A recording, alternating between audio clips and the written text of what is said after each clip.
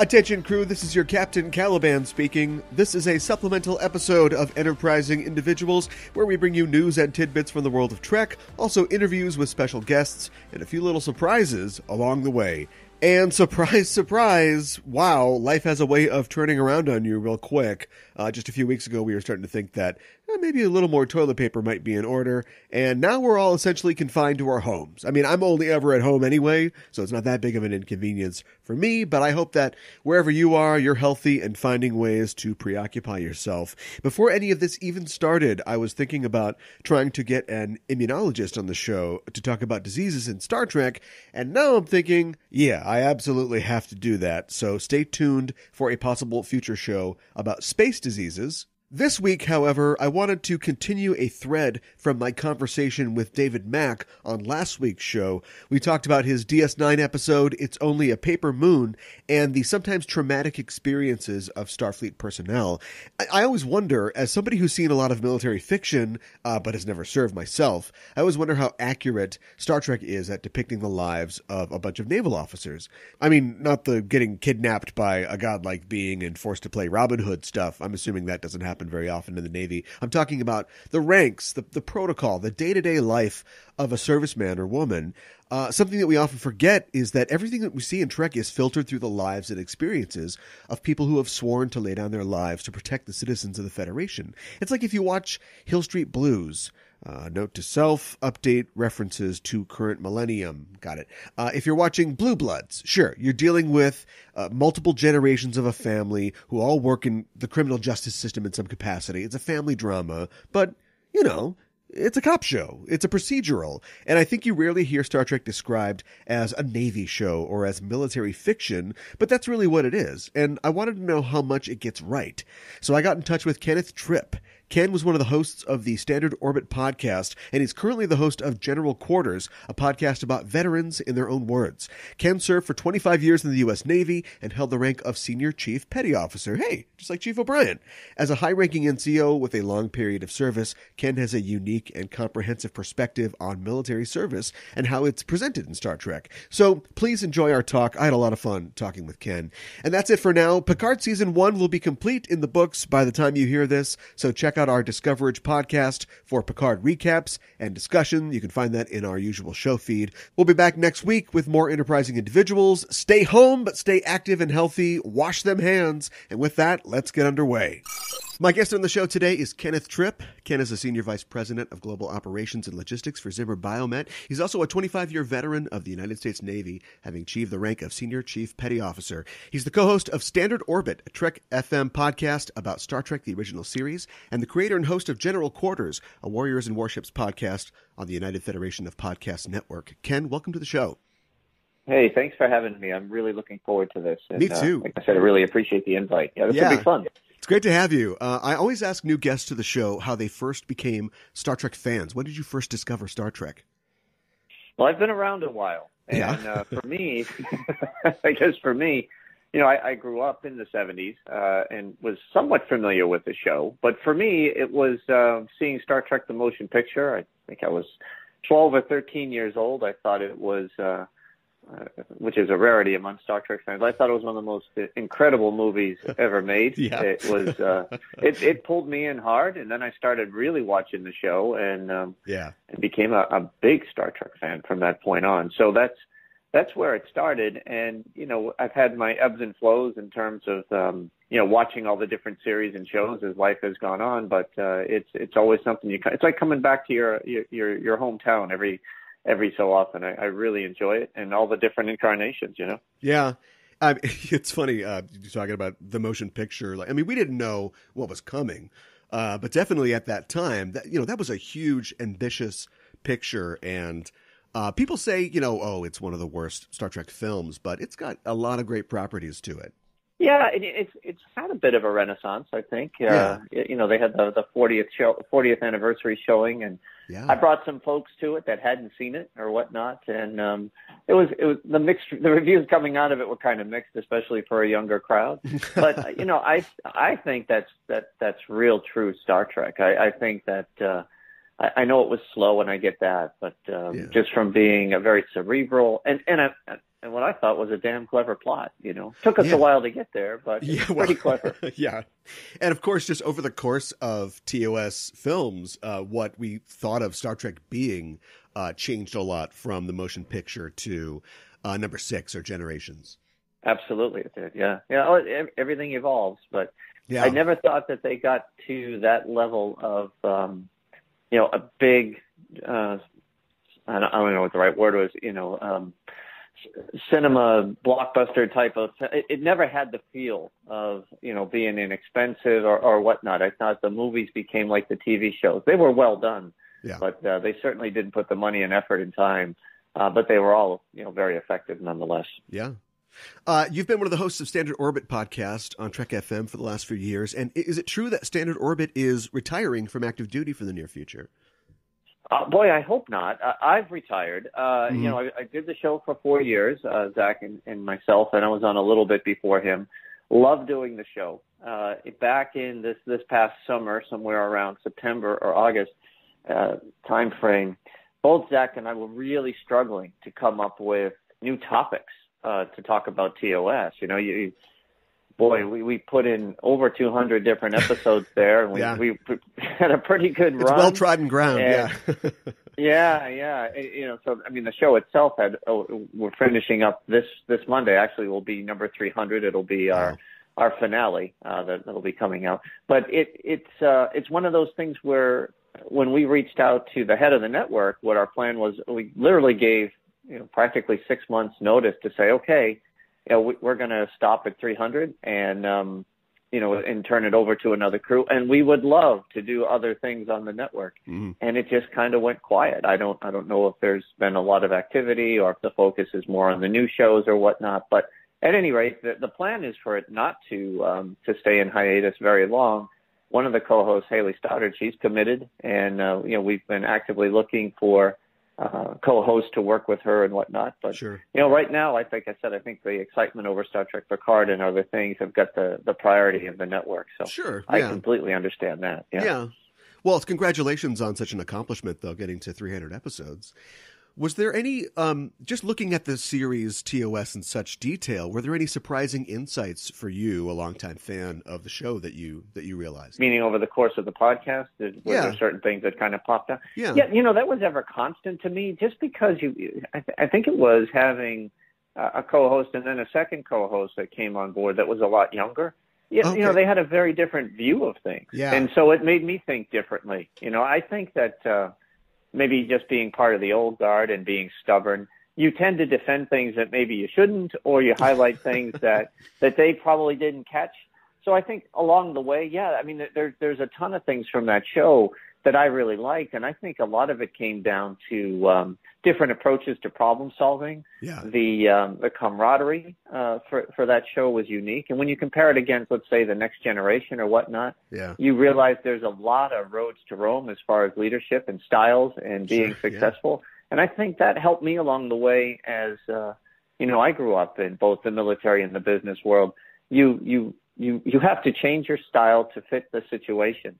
And I think that in TOS, their problem-solving abilities were pretty clever. And the big three in their approaches they always seem to change to fit. And I think that was a big learning for me, And then as you watch the new shows, you looked at the different approaches they had, less military, more collaborative. And I don't mean that in a bad way at all. Just different approaches as things evolve. Yeah, it was so rare on the original series for Kirk to get everybody into the discussion room or the briefing room and talk to everybody. It was almost always just the big three. And now on TNG and shows like Voyager, the captain is always getting everybody together and saying, okay, what do we think about this problem here?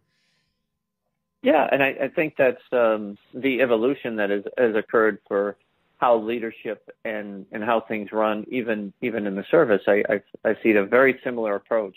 And but at the end of the day, the captain's still the captain, and what he or she says goes when it's time to commit. Yeah. So you have folks that have maybe mature and experienced crew members, and then you have others where they're younger. And you can learn equally from both. It is a winning strategy. It truly is. Yeah, that's great. That bridging that sort of generational gap, and the fact that the franchise has been around for over 50 years now. I mean, it's just necessary, for it to continue to appeal to so many people.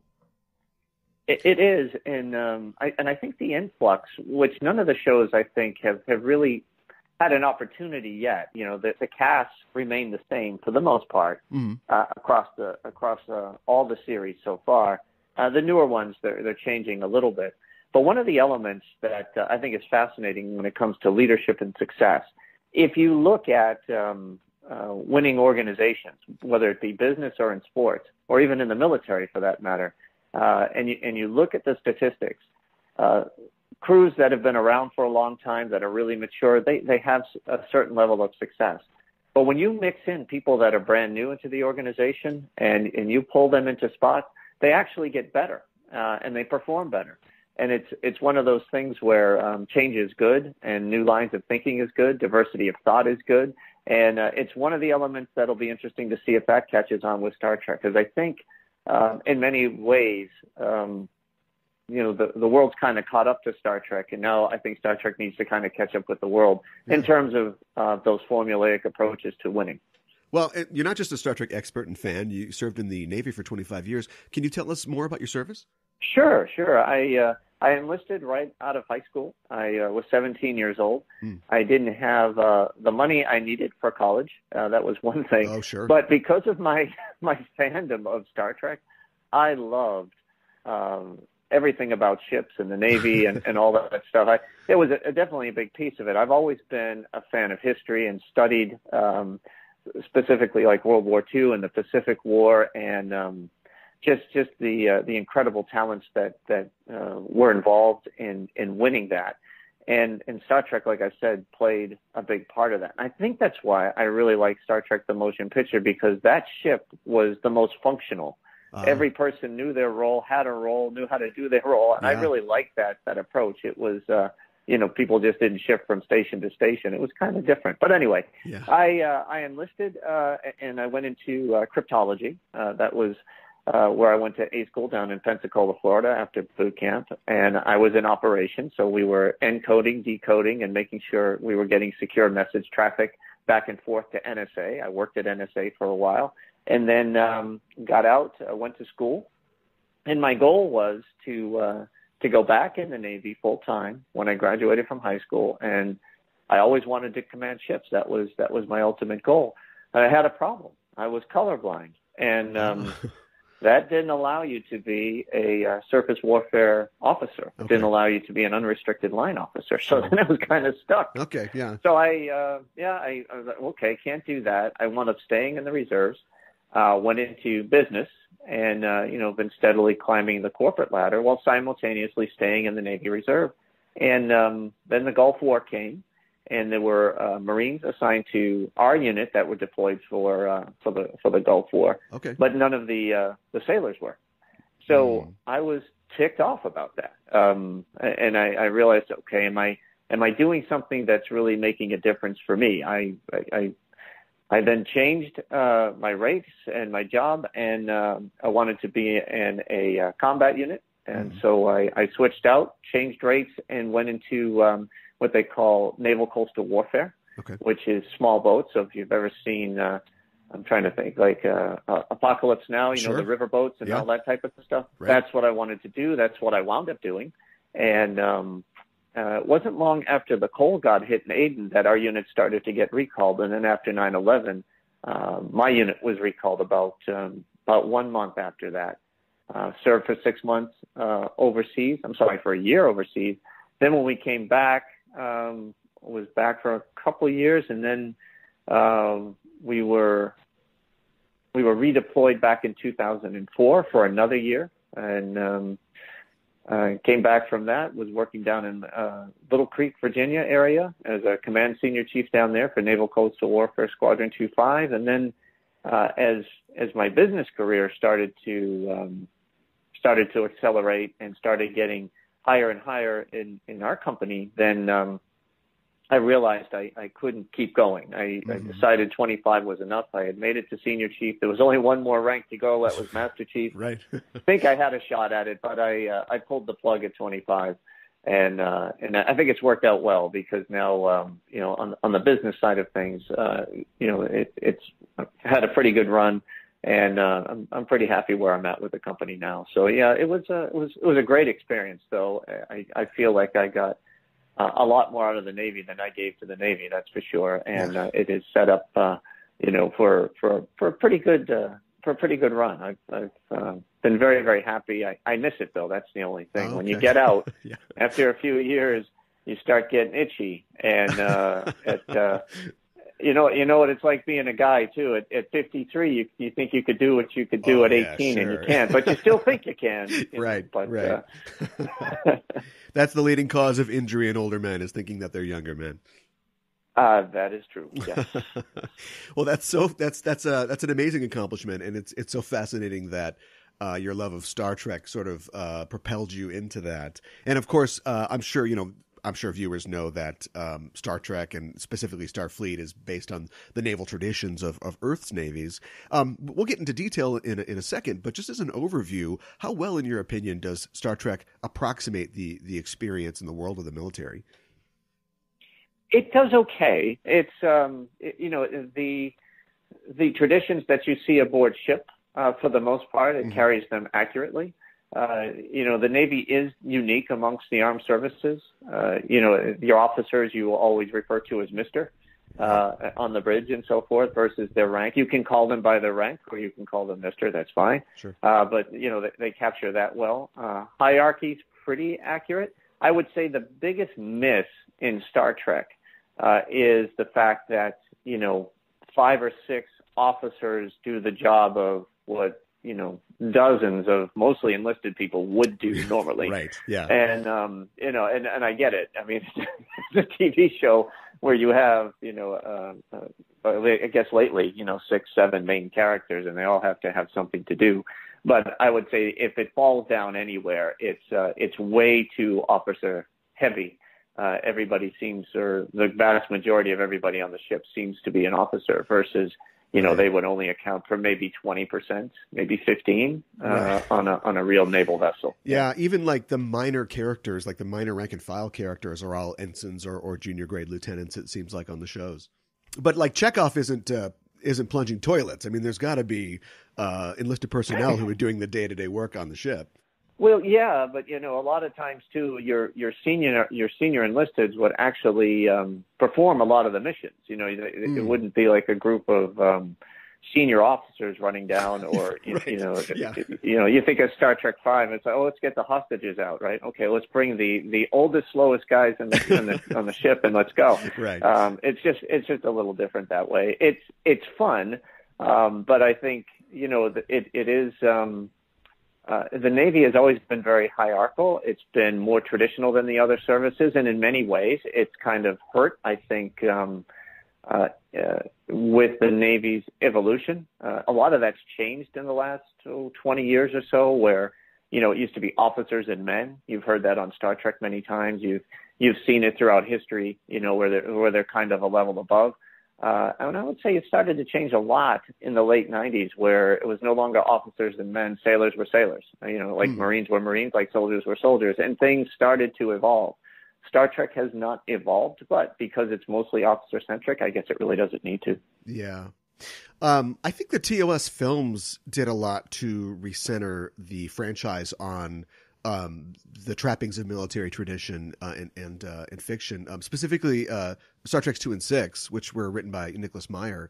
And I think it's interesting that, like, Nicholas Meyer he's not somebody who served in the military, I don't think, but I had read that he had based the naval aspects of the films on the Horatio Hornblower novels, not knowing that when Gene Roddenberry was creating the original series, he was doing the same thing. He had that in mind.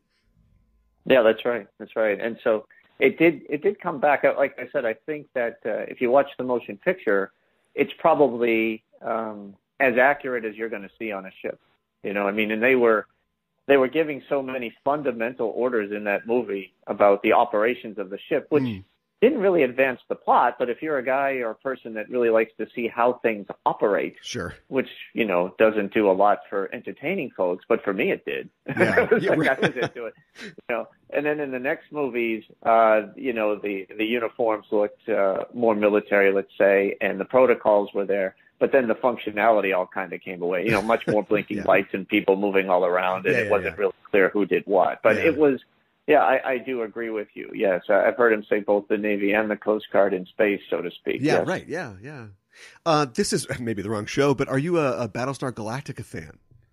Huge, yes, especially the new one. I think it's one of the best series ever made. Was the new Battlestar Galactica. Can you verify the veracity of the depiction of the military in that show?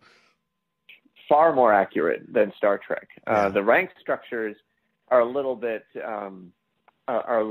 back and forth, but when you consider that the Navy and the Marines are under one department, which they are, and Marines serve on Navy vessels, then you could have, colonels and majors intertwined with commanders and ensigns or whatever. It's the same pay grade and same authority, just different titles. But I thought Battlestar Galactica probably was much more accurate as far as the structure and having that good mix of officer and enlisted and what people do. I think was was very well done. And you don't have Adama beaming down to the planet or whatever when there's a problem. They sort of push that off onto characters like Starbuck, who is a pilot, operates a Viper, but then they have a hostage situation and suddenly she's a commando. So there's a little bit of moving around in roles, it seems, there too. Yeah, a little bit, but they did have Marines, which I thought was interesting. True. Yeah, and the folks getting, because the air arm of the Navy, especially with carriers, a lot of them are the tip of the spear. So the pilots, which are officers, they are the ones doing the actual fighting, and that's what makes it unique, I think. Mm-hmm. But I think that they really did capture everything in that series. I thought really, really well. They had that right mix. And I thought it was interesting, too, with the ship being decommissioned, how the discipline had kind of fallen down. Yeah. Adama being very aware of it and tolerating stuff because he was on the way out or retiring or whatnot. But it was pretty quick how they all had to snap back into the game, Yeah. I know that in the world of Star Trek and Starfleet, there are different classes of ships who nominally have a function or a particular set of functions that they can accomplish. But with the variability and the adaptability of Starfleet technology, and also just we're spoiled for choice as viewers because we're seeing like the best ships, the Enterprise is the Galaxy class, the flagship. We don't really get an idea of what the roles of Starfleet ships are. It seems like they do everything. The Enterprise D could be fighting in a war. It could be ferrying supplies. It could be doing a diplomatic mission from week to week. And I have to wonder how that contrasts with the Navy, where there are ships with very specific functions in the theater of war.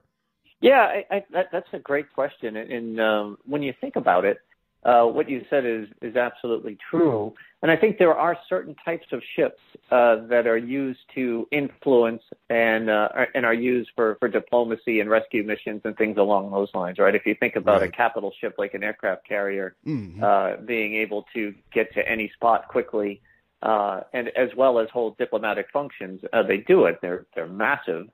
That's for sure.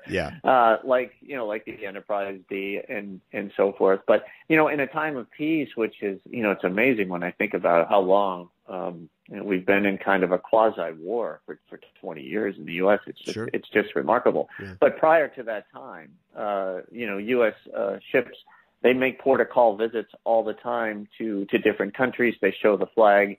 They send the crews out there to do various charitable missions, help a town revitalize, provide medical care, all the same things that you would kind of see in Star Trek. But you're right. I would say that the multi-purpose nature of starships, or at least the big ones like we see with Enterprise, aligns itself well to, let's say, a carrier or maybe an amphibious ship, where they have both aircraft and Marines, and they could, they're pretty much able to function and do various missions where The smaller ships in the fleet could be more anti-submarine warfare, anti-air warfare, minesweeping, littoral combat. Yeah, so it does. The smaller they go, the more specific they are. They might have multiple capabilities, but their missions, could be just to protect the fleet or to, to get in shallow waters and do different things. But you're right. It's there isn't something that quite marries up to what all the different things, let's say, the Enterprise D did. Yeah. That was an incredible ship for what it was designed. Yeah, it certainly was. And of course, in the future of Trek, humanity has solved many of its own social problems. But as we go into space, we find that doesn't necessarily translate to other species being as friendly and well-behaved as Federation citizens are.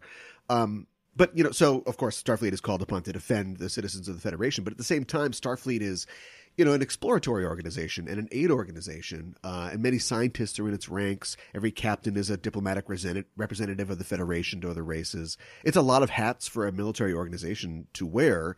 And you used the example before of, in peacetime, the military serving other functions rather than defense. Can you think of any other real-life examples of a military or a national force that has as many functions as Starfleet does? Not off the top of my head. Yeah. If you think about it, it's funny. You have to look further back to see how it would more align with Starfleet. So if you look at the British fleet, for example, or any of the European navies a few hundred years back, they were explorers. They were on commissioned warships, and they were exploring. I mean, Darwin was on the HMS Beagle. I mean, this is not. It's really not that unique from a historical point of view. I think it's changed a bit. But if you look at when, after World War II, for example, they converted a bunch of, older submarines or whatever to go around and map the various magnetic poles and poles across the globe, right? And they had no weapons or anything, but it was military, and they were doing, performing scientific missions, and they still do. I think that when you have NOAA and other agencies now, the military probably doesn't do it as much, but they do work closely together. And I think, when you're still kind of in that combat mode, the mind shift doesn't change. So you always have to be ready for defense. That's your number one mission. Right. But they can do a lot of things. And I think that's what makes the Navy so important, especially in peacetime, because it's been since World War II that we've actually had a surface engagement, if you think about it. So it's the world is evolving, and so is the service.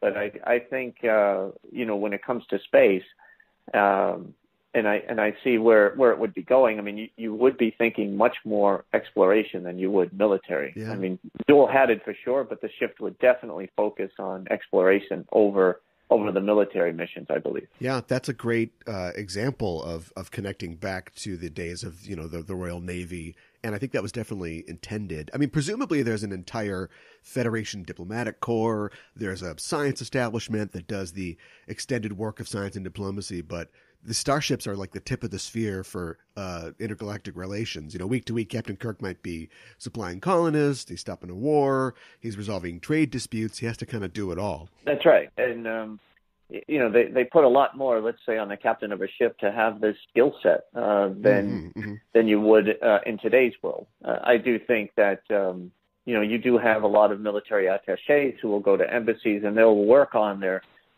diplomacy and whatnot. But I use that Captain Kirk line all the time. I'm not a diplomat. I'm a soldier. I use it in my office all the time because I can't play politics. I suck at it. But I that's probably why I'm in operations, because it's our job to get things done. I'm not here to have a pleasant conversation with somebody and debating folks. Sure. We have to keep moving forward. But they definitely have a unique skill set. And you think about the famous explorers in history. Some of them were known for being great captains and great military ability, and then others, they were just known as great explorers, and that was their key focus. Yeah. The daily routine of Starfleet officers confuses me a little. I'm sure in their future they've got all kinds of automation and technology that made their lives easier, and I think we speculated on many off-screen personnel who are getting things done, but they sure play a lot of darts, and they're hanging out in the holodeck a lot. They do. And they're always rehearsing for plays and things like that. I mean, it'd be amazing if in the future, military personnel would have that free time to develop themselves still. But yeah, they're hanging out in 10 forward quite a bit. Yeah, well, you still can't drink on a Navy ship to this day, alcohol anyway. Yeah. They might have a certain occasion here and there, but yeah, it is very different. I do think though the development and the training aspect of it is real. I mean, you're never bored. You might not have the most exciting jobs on a ship, like you say, somebody has to clean the bilges and get the meals ready and so forth. But for others, there is enough time for them, especially with the technology we have, for people to further their education and take online courses. They do try to work things through. So especially if it's if they're deployed for 8 months or more, which is very common on a ship. You've got to be able to provide things to allow people to grow and expand.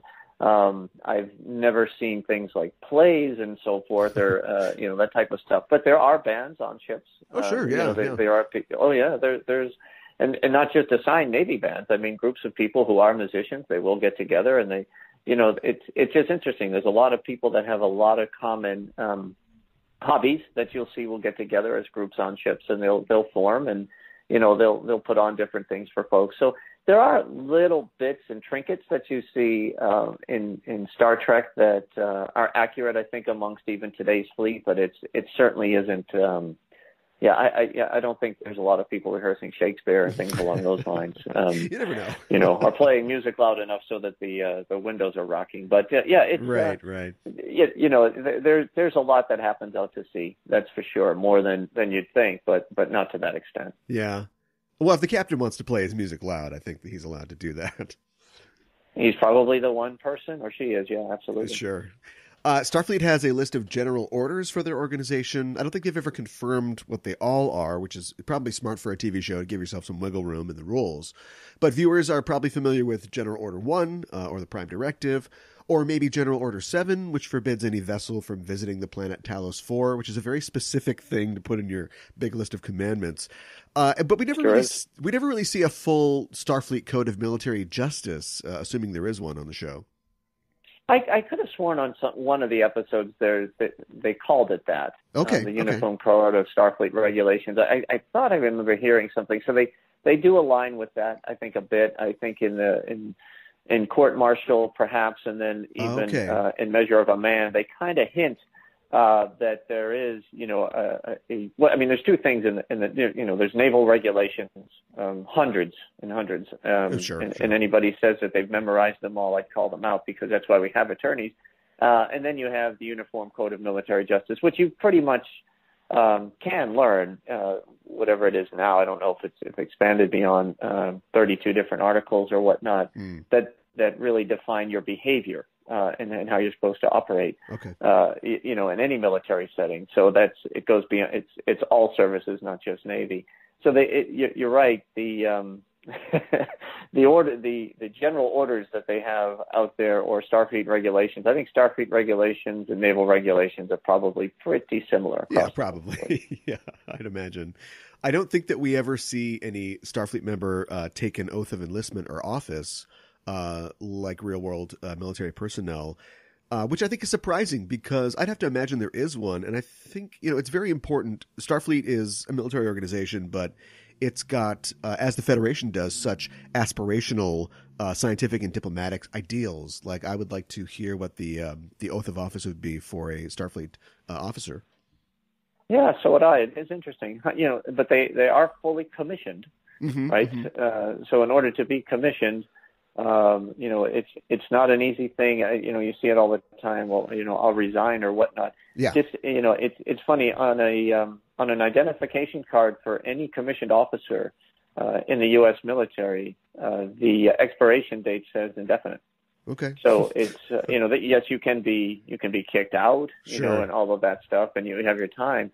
But you technically do have to resign it. So sure. I mean, you are by rule, by law, a direct representative of the United States government, and I'm sure it's the same for the Federation. And obviously they tout the values of Starfleet officers, maybe above and beyond. I think sometimes I shake my head. Starfleet officers never lie. No, of course not. Right.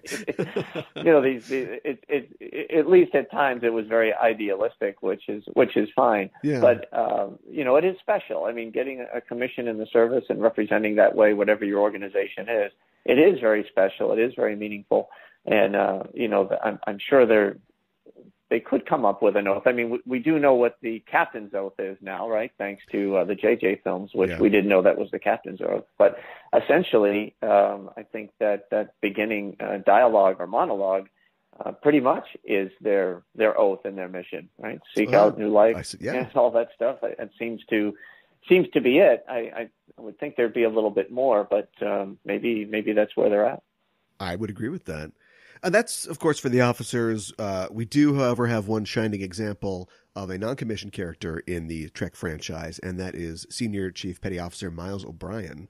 And I don't know if we ever get a full dossier on O'Brien's career. I think the facts changed a little, and the character changed as they were developing him. But I believe we're told in a DS9 episode that he enlisted at 17 in Starfleet and went to engineering school. Right. That's what I understand as well. Yeah. He's had a pretty interesting career. It's funny. On a Navy ship, you'll always hear the term, chiefs and officers and chiefs. When there's meetings and so forth, most of the time the chiefs are involved. There's two separate sections of a ship. So there's the wardroom where the officers eat. There's the chief's mess where the chiefs meet and gather, and then there's the galley where the crew goes. So there's those three different hierarchies and it doesn't matter whether it's a ship or a Navy base or whatnot. That's how it works. Okay. And what's different about a Navy chief versus, let's say, a senior non-commissioned officer in the other services is that by rule and by creed, a Navy chief's job is to train junior sailors and junior officers. That is their job. So it's a pretty cool and very unique position in any military, being a chief. So on a ship, a starship, once you hit chief, I think it's very similar to the Navy. Everything kind of changes. Your uniform changes, your responsibilities change, and it's not uncommon for chiefs to be in what might be a traditional officer role, depending on the size of the ship, and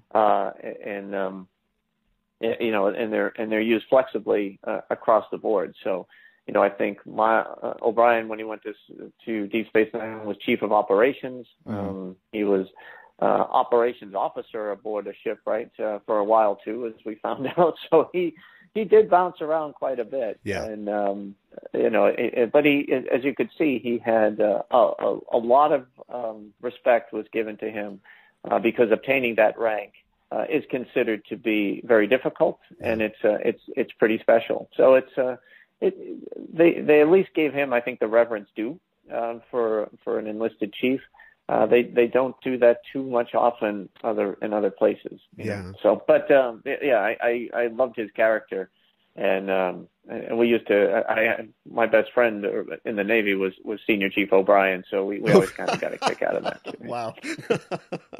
It must have seemed like kind of a crap assignment, perhaps, at the start of TS9. I mean, he's going from the flagship, he's moving out and looking for opportunities, and he ends up in the boondocks, like in the middle of nowhere on this station, which of course will become very important. But at the time, it must have felt like, oh boy, I'm kind of starting all over again. Yeah. I think that it's funny. You don't have one thing about Star Trek that is unique is. They seem to be assigned to a ship for an awfully long time. Yes. Now, I think, obviously, space travel and whatnot, it's not easy to rotate people and crews and things like that if you're on long missions, which I completely understand. Yeah. But everybody, seems to have to cycle through a good duty station and one that you wouldn't necessarily want, because otherwise nobody would go to the to the lousy stations. And sure, that's just the way it works.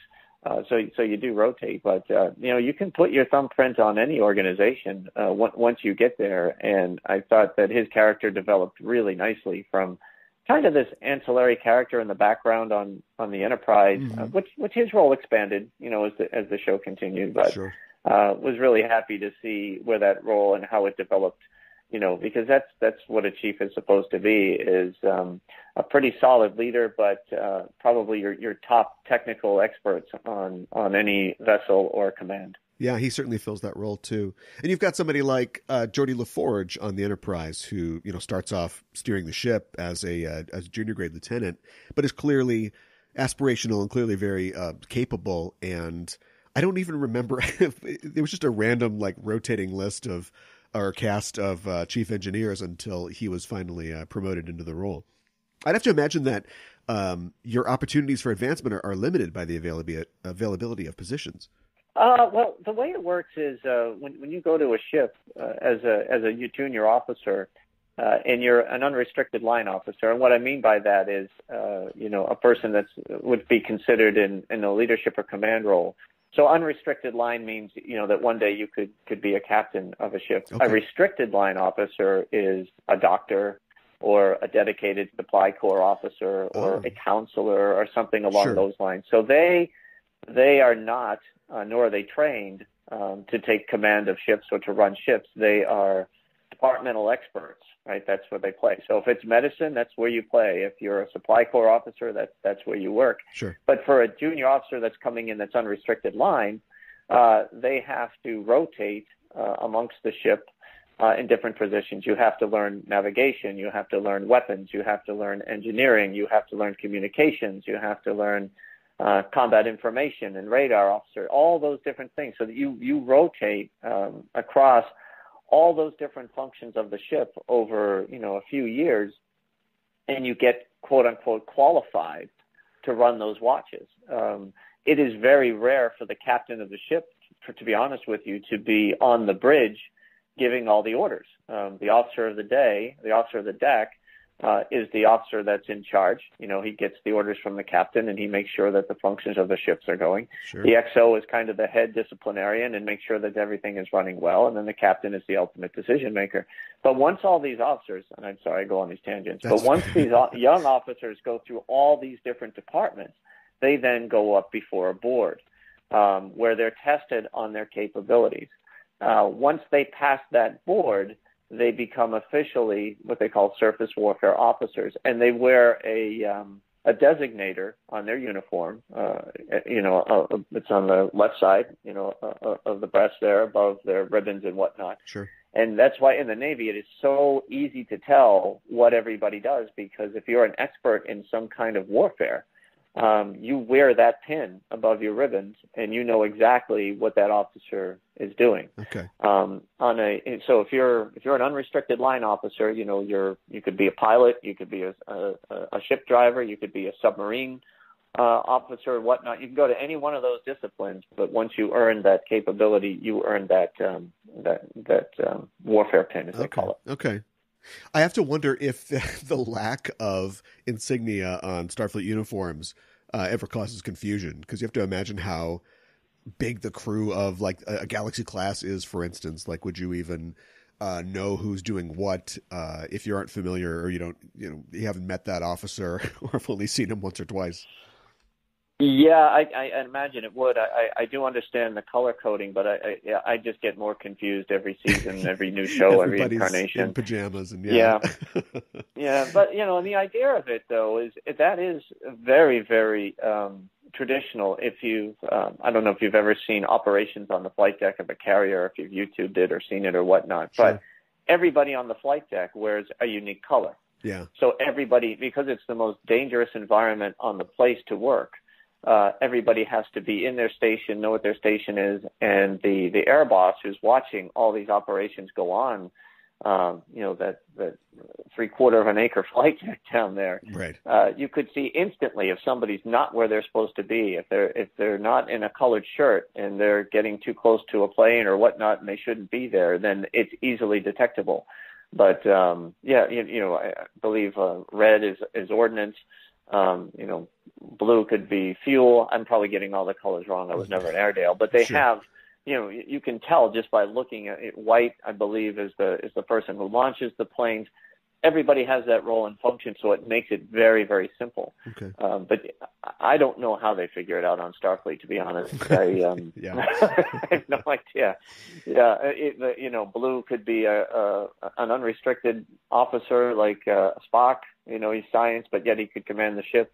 Right. But you'd never have a doctor, for example, commanding a ship like they do now, or Counselor Troy going, just because she was attaining the rank of commander. That episode, I forget the one in TNG, when the ship was The disaster. It was disaster. That's what it Yeah. was, right? You had Ensign Rowe and the chief and arguing and all that stuff. Counselor Troy would not have been in charge. It would have been Ensign Rowe, and leaning heavily on the chief's advice if that was real world. Sure. Okay. Interesting. And then, so later on, after that experience, she decides to get, her sort of bridge certification and try to get a promotion to commander.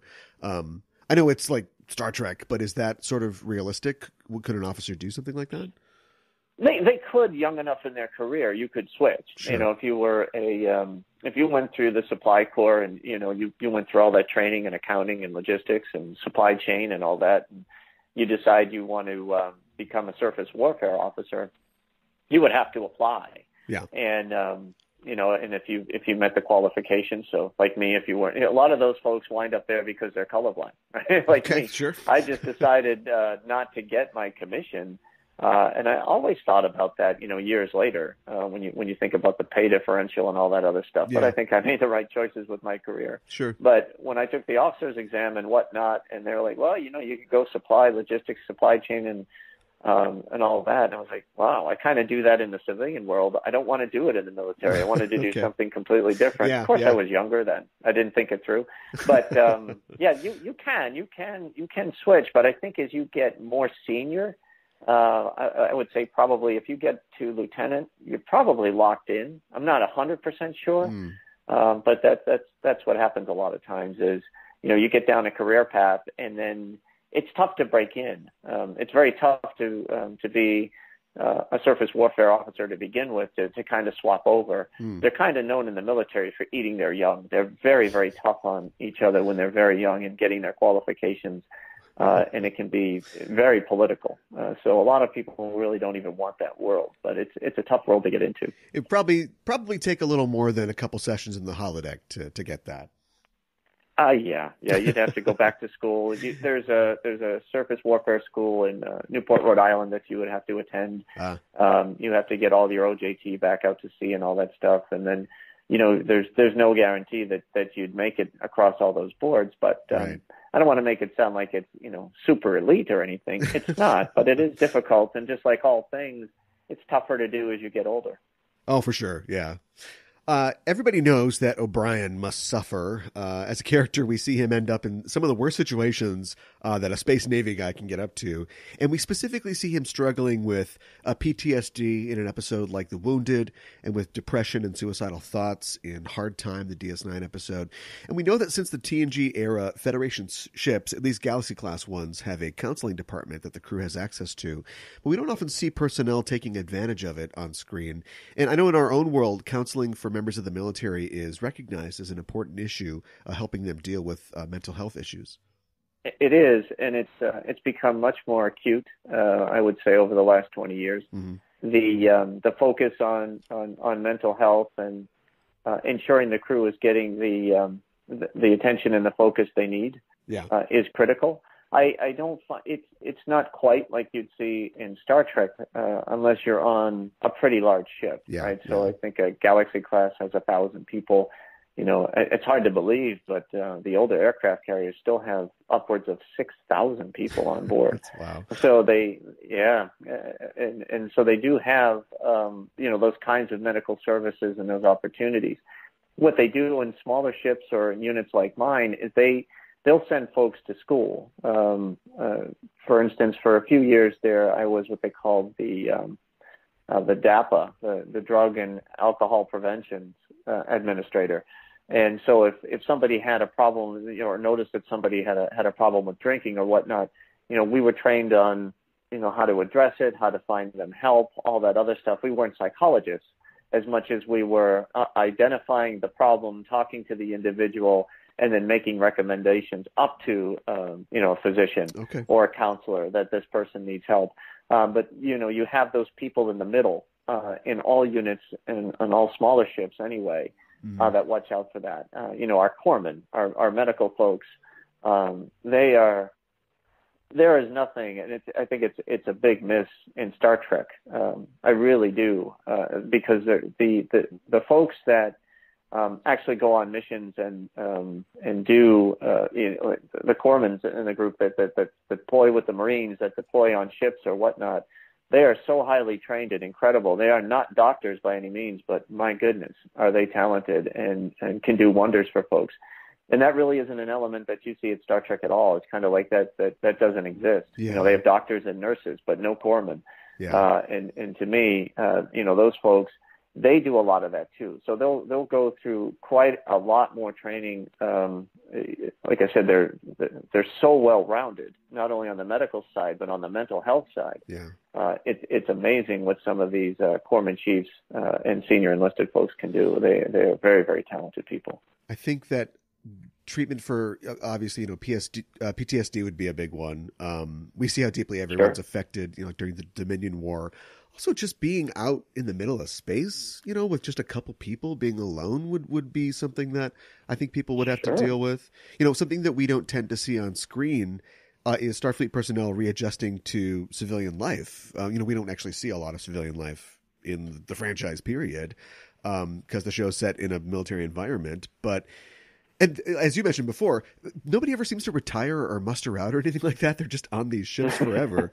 I'd have to imagine it would be hard to get home and remind yourself that you don't have to worry about getting turned into a crystal or being attacked by a neural parasite or something like that. Well, that's interesting you say that. There's a couple of things that go on today, which was fascinating to me to kind of learn and study and even address. Was that there are folks out there that once they deploy, they constantly want to keep deploying. Okay. It's not all that uncommon, and there's different reasons for it, especially for folks that are in the reserves or others that are constantly looking for that adrenaline rush. It's very, very hard because what you just said actually aligns brilliantly if you think about it.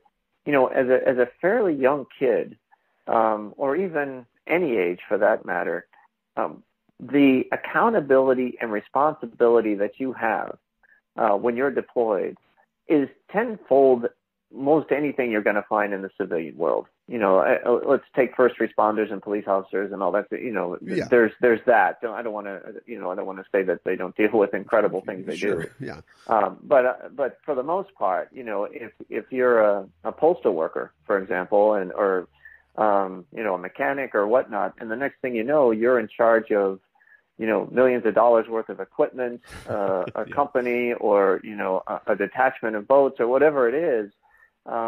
There's nothing that really equates to that in the civilian world.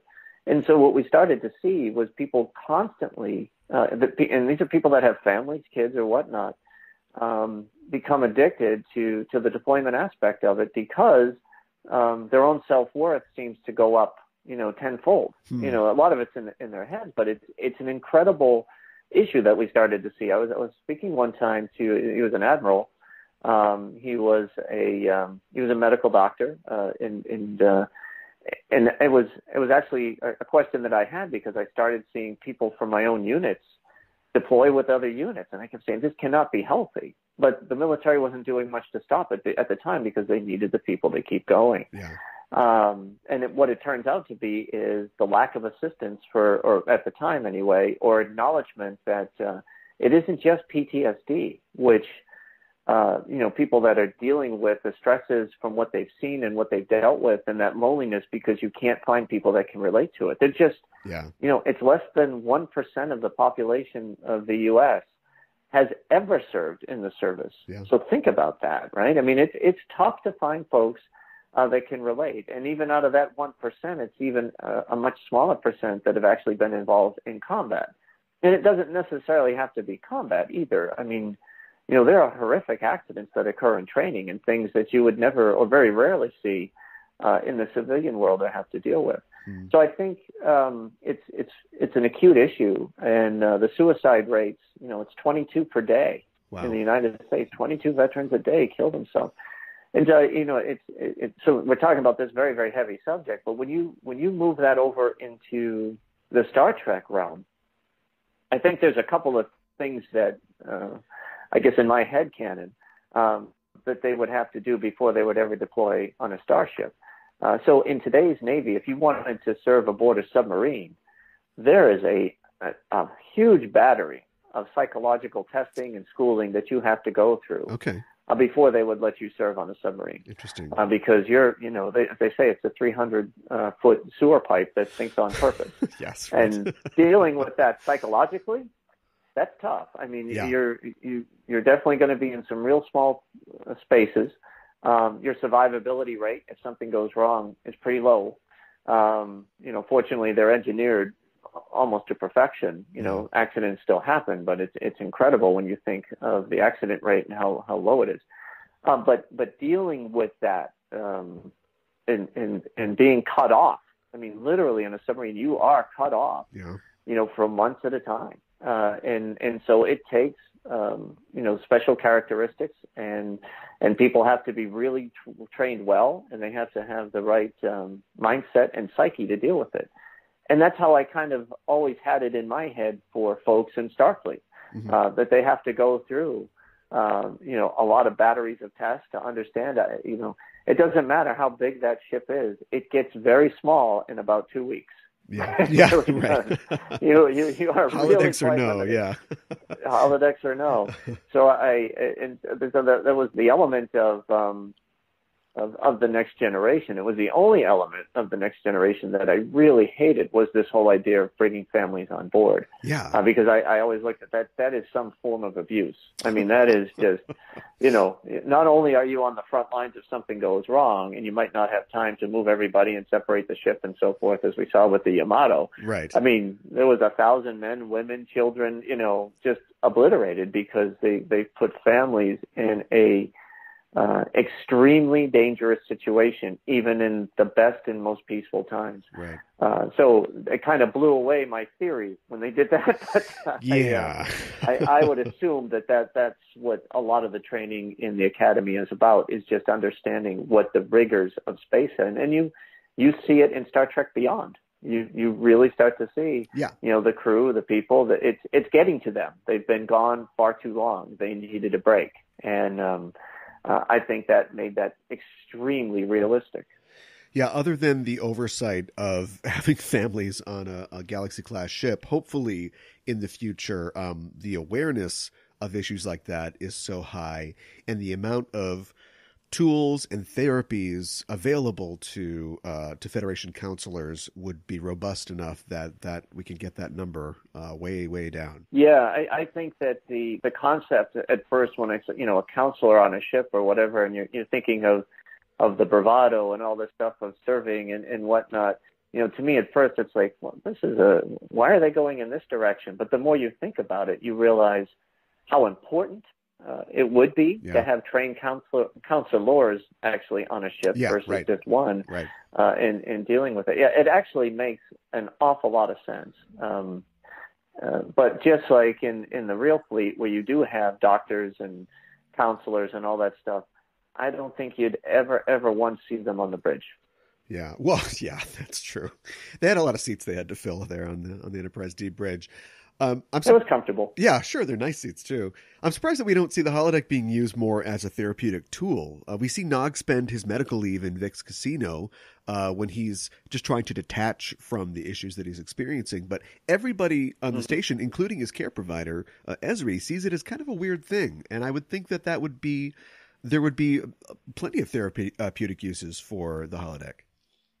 Yeah.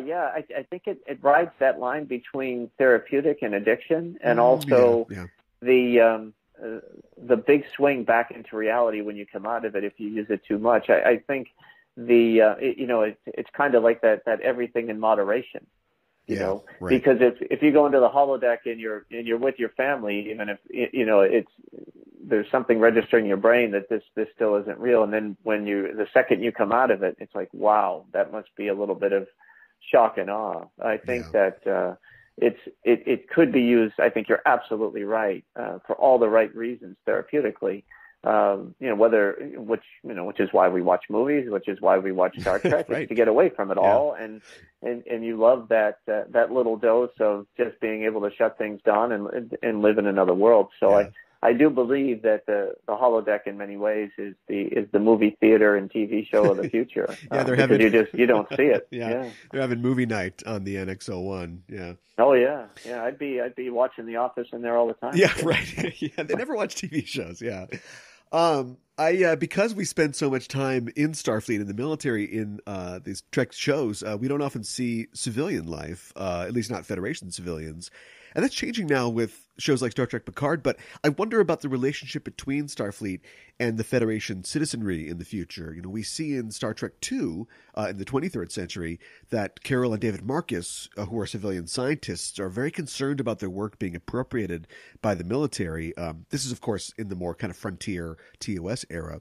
And we see the concerns of Earth citizens about having Federation officers on the streets in the DS9 episodes Homefront and Paradise Lost, when Admiral Layton is doing his attempted coup thing. But other than that, we don't see a lot of interaction between the populace and military personnel. And I'm wondering if the distrust of the military that the Marcuses feel would exist still in the 24th century. It's a fair question. It's because Star Trek kind of pivots between exploration and military. Mm-hmm. I think that the respect for folks in Starfleet, you would think, would be pretty high. Yeah. I think it's when the mission changes that people get a little nervous. But it's funny. It's if you think about it, in the 60s and 70s, and even when I enlisted in the early 80s, there wasn't a lot of love given to the military at all. In fact, when I was on leave, especially in Pensacola and other areas, which were more military friendly than others, a military town or whatever, right, they still were like, you can't wear your uniform outside the base. Huh. I mean, they told you not to do it. To me, it was wow, and I understood kind of where, the premise of what happened after Vietnam and all that other stuff. And of course, blaming the folks or the draftees that had nothing to do with the politics involved, I thought was pretty horrific. Right. But you've seen that completely turn around now. I mean, it's a different world. Mm-hmm. It's almost kind of, I'm actually a little embarrassed sometimes. Well, thank you for your service. I don't really know what to say, because to me it's always been an honor to serve, but I appreciate it. Sure. And I would assume that it would be the same for Starfleet. But you're right; they never really touched much about it at all in the shows, and I'm assuming because it's very difficult to bridge.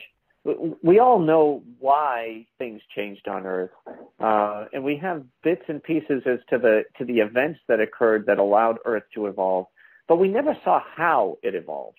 And so, trying to get back into it or open that can of worms, I think it can be tricky at times. Yeah. And if you look at Picard, the new show, I mean, it's so different. I mean, it's not the utopia we thought, right? There's money, there's bribing, there's this, I mean, it's almost like, whoa. I mean, did they lose the formula? I couldn't, it's just different. A lot of their depiction of Starfleet officers in Picard so far has been not the square-jawed heroes that we've seen in series past. They've been menials. It's like an office job. It's sort of boring, and I'm sure that's just the flavor that they want to give this particular wedge of the Star Trek pie. But yeah, it's a lot different than we've seen previously. Yeah, it's changed a bit, and it'll be interesting to see if they try to correlate it all back together or not. But but obviously, I think that when you think of kids, you think of the Wesley character, and of course his dad was an officer, his mother's an officer, or whatever. Yeah. But I mean, he just thinks being a Starfleet officer is it, and so and it's very elite and it's very difficult to obtain. So they make you think, I mean, he's a childhood genius and doesn't pass the first test. And it's like, so is everybody, smarter than Wesley that got into the service? Right, it's crazy. Yeah. But I'm just saying from an elite point of view, it's considered a pretty big deal. So I guess there's a fair amount of reverence for Starfleet and for what they do. And, even when, they were talking about before the Picard interview, and they run through his biography. He was pretty well known and pretty famous. You get the same gist. Yeah. So that's what it was like for Captain Kirk and for others. That they were all kind of looked up as heroes. Yeah, and it's a pretty shiny, happy future for the most part too. So hopefully, people. I mean, the military still has to do the kind of grunt work and the sort of unfortunate things that they have to do sometimes, but it's sort of an age of heroes, and I'm sure that people would respect the military. Sometimes we see in shows like TNG, they'll go into a seedy bar, which is presumably not necessarily within the borders of the Federation, and you'll get that sort of, get out of here, Starfleet, see that Starfleet uniform, and they get a little disrespect in areas like that. Yeah. I just... I guess that exists everywhere in some places, no matter where you go. If you walked in as a police officer or sure, yeah, maybe that's kind of what it is. Yeah, it's like, you're not going to be too welcome here. I remember when I turned 21, my friend, as I told you, Senior Chief O'Brien, he thought it would be fun for me to have my first legal drink in my dress blues in Harvard Square in Cambridge, Mass. Oh, man. And that wasn't the best idea. It really wasn't the best idea. So, it was interesting, but it was just like, you want to talk about feeling like a fish out of water, but it was at that time and in that city, that is not where you would normally see, military folks walking around. Yeah. But it was interesting. Yeah. That'd be a great premise for a film. He was 21 and he was going to have his first drink. And so they went into Cambridge bar to get a drink. Right. And things just went from there. Yeah. Yeah. Well, thanks so much for talking with me today, Ken. This has been great. And this is a fascinating subject. I feel like we've barely scratched the surface of it. We'll have to have you on again to talk more about it. Oh, yeah, I'd love to. I'd love to talk about the officer rank structure and all this stuff and the parallels and the differences and so forth. It is pretty interesting. So, yeah, anytime. I'd love to. Awesome. Well, let people know where they can find you online. Well, you can find me on Twitter at Boston SCPO. As you mentioned at the beginning, and thank you for that very nice introduction, by the way. That was incredibly thorough. Yeah. I'm still podcasting. I kind of switched over to, just talking about veterans and veterans' experiences and giving them a voice out there to tell their stories. And this is General Quarters. General Quarters. Yeah, General Quarters. It was something I started a little over a year and a half ago, and my work-life balance has just been completely out of balance. But with Standard Orbit now over for me anyway, it's given me a better opportunity to to focus there for a bit. Yeah, that's where you can find me now is General Quarters, UFP, but I'm all around Facebook and whatnot.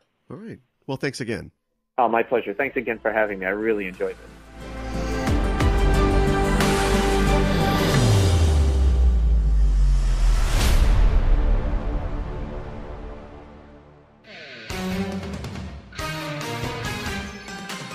Hi, I'm Mikan Hana. And I'm Caliban. And we're the hosts of the Sailor Noob podcast. I'm the expert. And I'm the noob. You're talking into the wrong end of the microphone. Aye, aye. Okay. Every week we watch a new episode of Sailor Moon and learn about monsters, fashion, food, culture, and of course, the sailor warrior of love and justice, Sailor Moon. All right. Now, what is her rank? Is she an admiral or a rear admiral? Okay, shh. The ad's almost over. We're a couple of magical people, and every week we Moon Prism Power make up a new episode. What are midships? Steady as she goes. Please stop that. Sailor Noob is available every Friday on Apple Podcasts or wherever you listen to podcasts. Shiver me timbers.